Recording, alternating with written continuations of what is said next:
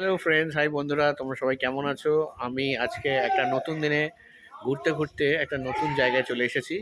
এই জায়গাটা হচ্ছে যোগাড়দা সতীপীঠ, পূর্ব বর্ধমান জেলার কাটোয়ার অনতি দূরে ক্ষীরগ্রাম বলে একটি জায়গাতে। এখানে মা যজ্ঞাদা মন্দির।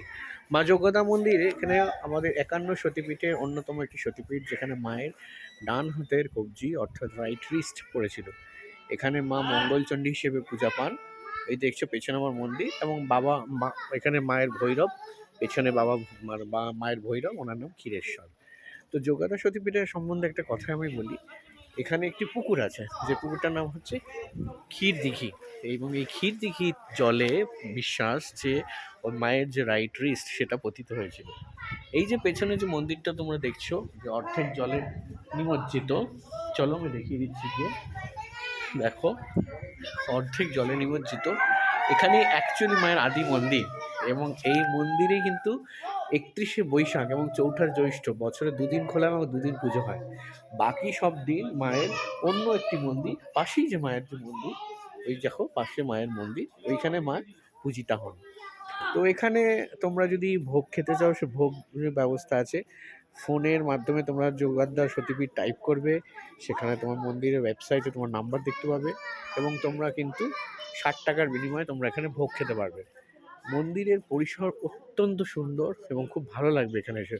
প্রশস্ত পরিসর, আমি দেখিয়ে দিচ্ছি তোমাদেরকে। দেখো কতটা বসার জায়গা আছে, এবং এই পাশেই এই ক্ষীর দিঘি, মায়ের মন্দির দেখতে পাচ্ছ, যোগাড়দা মায়ের মন্দির, যেখানে মা পূজিতা হন। আর এটা তো বললাম তোমাদেরকে যে ক্ষীর দিঘির পাড়ে যে যে জলে নিমজ্জিত অবস্থায় যে মন্দিরটি রয়েছে, যেখানে বছরে শুধুমাত্র দুদিন মা পূজা পান। আর একটা কথা বলি, এই মন্দিরের সম্বন্ধে একটা প্রচলিত ধারণা হচ্ছে যে যখন রামায়ণে মহিরাবণ রাম এবং লক্ষ্মণকে পরাজিত করে পাতালে নিয়ে যান, তখন হনুমানজি পাতাল থেকে ওনাদেরকে উদ্ধার করে আনেন।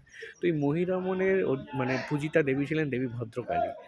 যখন মহিরাবণকে মেরে যখন হনুমানজি রাম এবং লক্ষ্মণকে নিয়ে আসেন, তখন মা ভদ্রকালী বলেন, তাহলে তুমি আমাকেও সাথে করে নিয়ে যাও এবং ধরণীতে এমন একটা জায়গা প্রতিষ্ঠা করো যেখানে আমি পূজা পাবো। তো প্রচলিত বিশ্বাস, সেই জায়গায় হচ্ছে এই ক্ষীরগ্রাম। তো যোগাড়দা সতীপীঠ অত্যন্ত মান্যতা রাখে, এবং এখানে অবশ্যই আসবে। দেখো এই ক্ষীর দিঘির জলে কত লোক এখানে স্নান করে পুজো দিচ্ছে, ঠিক আছে? তো এই হচ্ছে আমরা এখানে মায়ের, এখানে মায়ের দেখতে পাচ্ছ পাড়িকাঠ, এবং এখানে ঝাঁক বলিও হয়, ঠিক আছে? মায়ের বাৎসরিক পূজার দিন তোমাদের বলে দিলাম 31শে বৈশাখ। তাছাড়া প্রতি অমাবস্যা এবং কোনো বিশেষ অনুষ্ঠানে দুর্গা পুজোর দিনে তখন পূজা পানি।